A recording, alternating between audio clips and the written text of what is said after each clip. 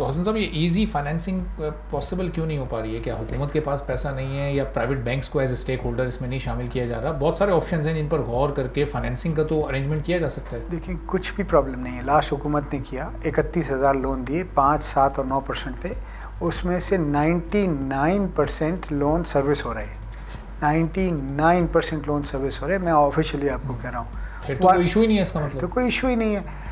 बात यह है कि आपको कैसे किया इन्होंने, सब चीज़ तो अपनी जगह मौजूद है ना, मॉडल मौजूद है, वो कर दें, उसको अडॉप्ट कर दें, छोड़ें उसका नाम कुछ भी रख दें, पुराना पाकिस्तान रख दें, जो मर्ज़ी आप रख दें, आप काम तो करने दें, लोगों को मकान तो लेने दें।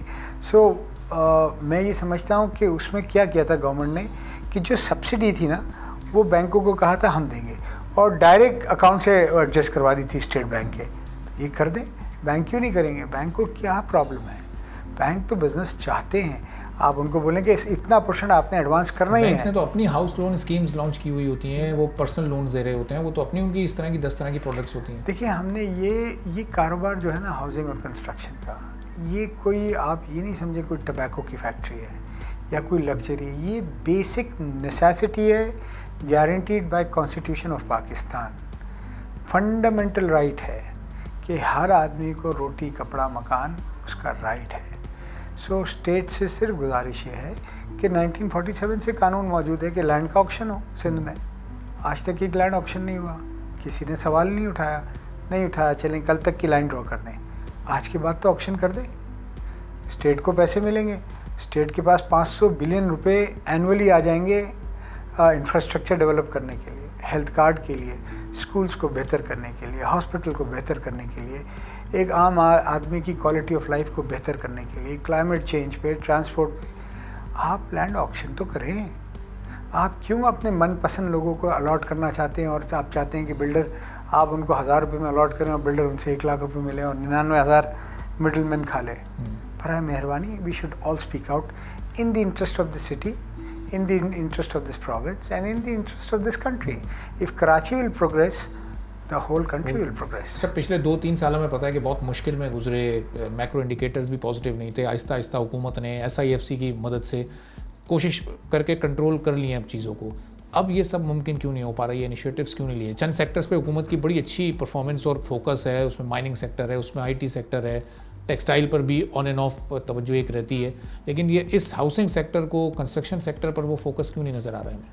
देखिए, मैं ये समझता हूँ कि बहुत अच्छा है कि माइनिंग सेक्टर पे है, IT पे है और दीगर उस पर भी है, पर मैं SIFC वालों से जाके मिला था और मैंने कहा कि प्लीज़ आप इसको अपनी प्रायोरिटी लिस्ट में डालें। तो उन्होंने कहा कि हमें अंदाज़ा है, पर एज ऑफ टुडे हमारी प्लेट फुल है, हमारे पास बहुत जिम्मेदारियाँ हैं, काम है।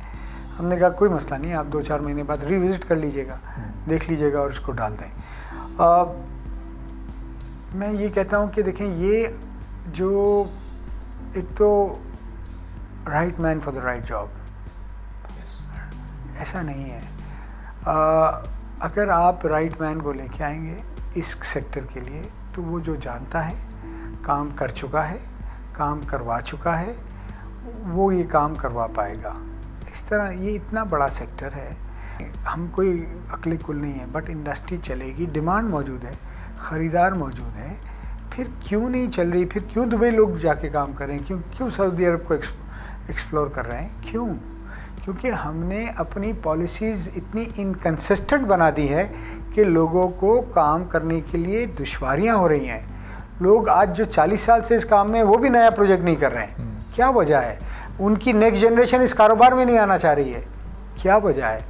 क्योंकि आप एक 16 डिग्री के कमरे में बैठ के, जहाँ का टेम्परेचर 16 डिग्री AC का आप कंट्रोल करते हैं, आप पॉलिसी बनाते हैं और स्टेक होल्डर को नहीं मिलाते हैं, तो नतीजा आपके सामने है। तो मैं तो इनको कह के आया हूँ, अगर आप इस तरह करेंगे तो फिर आप ही चलाएं, हम प्लॉट दे देते हैं, आप समझते हैं बहुत नफ़ा है, आप बना के हमें हमारा नफ़ा दे दीजिएगा, आपको लग पता जाएगा किस तरह काम कर रहे हैं। एनवायरनमेंट तो देखिए ना, एनवायरनमेंट तो देखें, पॉलिसीज़ तो देखिए।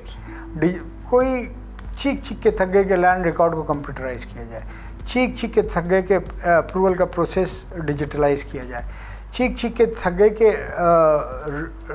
टैक्स के रेट्स को रैशनलाइज किया जाए, चीख के थक गए कि कंसिस्टेंट पॉलिसी दी जाए, सो इसमें कौन सी नाजायज़ बात है? मुझे बताइए ना। एक बात हम वही कह रहे हैं कि आप नाजायज़, आप इर्द गिर्द का माहौल तो देखेंगे ना कि क्या हो रहा है। आप देखें, उससे आप 2% बढ़ा दें, यानी 50% बढ़ा दें। अगर वहाँ 4% है तो आप 6% कर दें, आप 40% करेंगे। तो अब इसका मतलब हसन साहब, ये अभी ओवरनाइट तो कोई ऐसे बड़े तब्दीलियाँ नहीं आने वाली हैं। अब ये बजट भी आएगा, इसको रूटीन के पिछले बजट्स की तरह आप ले रहे हैं। कोई एक्सपेक्टेशन है कि इस बार कुछ तब्दीली आ सकती है, चूँकि मैक्रो इंडिकेटर्स हमारे खास हद तक पॉजिटिव रहे? देखिए, मुझे बहुत उम्मीद है कि इस बजट में वो तमाम चीज़ों पे काम होगा जिसमें हमारी टास्क फोर्स ने यूनानिमसली प्राइम मिनिस्टर को रिकमेंड किया है और उन्होंने एक्सेप्ट किया है। वो चीज़ें हो गई तो आपको बहुत बेहतरी नज़र आएगी। क्योंकि देखिए, हम बात तो दुबई की ज़रूर करते हैं, बट एक्चुअल डिमांड तो पाकिस्तान में है 12 मिलियन शॉर्टेज का। वहाँ तो कमरे में भी जो है ना टेम्परेचर कंट्रोल्ड है, और वहाँ एक आर्टिफिशियल डिमांड है, जेन्युइन डिमांड हमारे पास है। यकीन माने, अगर ये सिर्फ पॉलिसी सीधी कर दें, सो 24 घंटे होते हैं ना दिन में, और साल में 365 दिन। आप 36 घंटे और 500 दिन भी काम करेंगे साल में, मिसाल दे रहा हूँ, तो आपका काम कम नहीं है।